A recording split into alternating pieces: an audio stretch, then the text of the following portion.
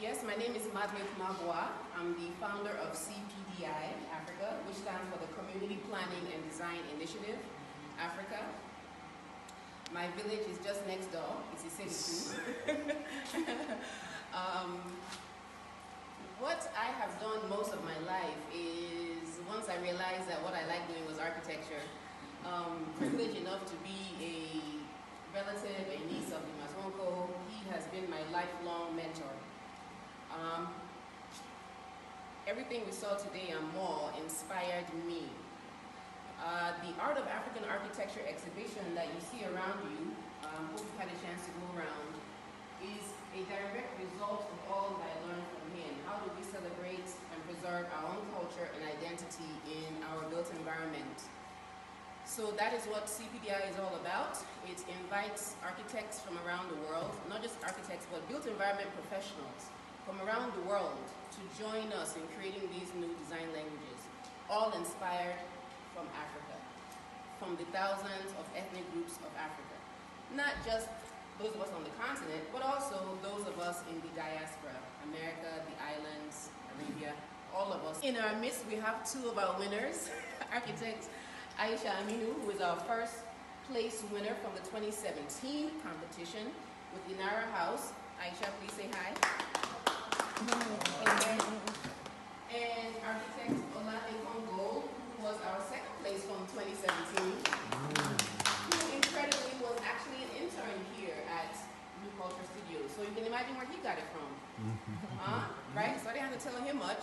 And architect Aisha already comes from a part of the country where the culture is already being preserved, has always been preserved in the architecture. So she pulled on her own identity as well.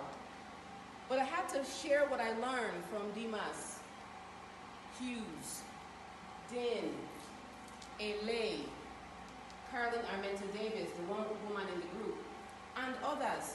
I want to be giving out degrees in African architecture or PhDs in Afrocentric design. What will they learn? Where will they go to learn it? What schools?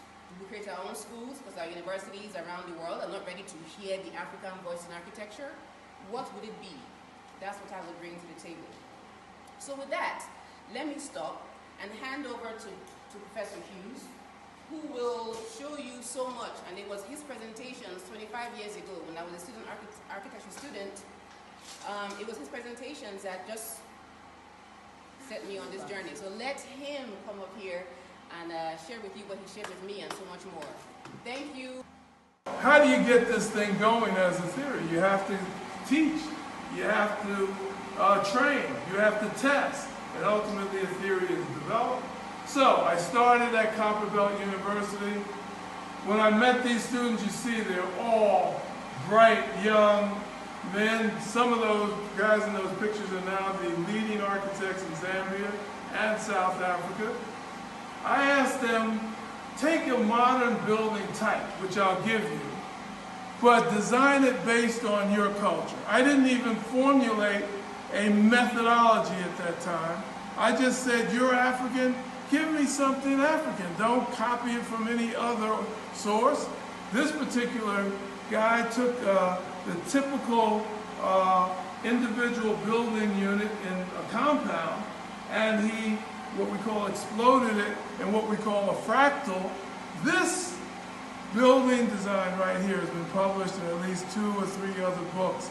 They've asked my permission.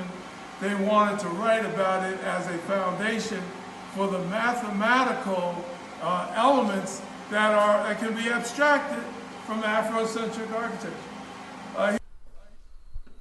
When we were visiting yesterday, open this morning, the mall in Isaba, I discovered that this is exactly a transplant of the American model. When you get through this glazing, you are under AC. Yes. You cannot breathe if there is no AC. And we assume that because we do that, we're doing modernism. I say it's false. Modernism means you look at your tradition, you look at your environment, and you give value to it. This is the definition. To say that when we're doing rendering or visualization. This is the most difficult part for us. Revit or ArchiCAD did not create this tool for you. Yep. Sorry. If you want to turn in a thatch roof, you need to create a library for that. Yep. If you want to turn ram earth wall or PZ wall, this vocabulary is ours for centuries.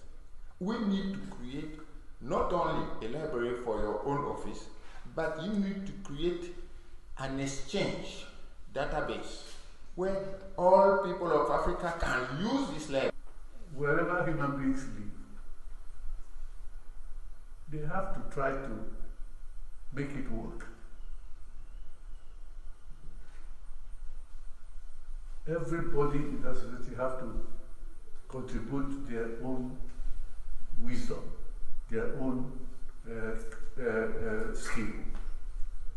But we don't see it like that.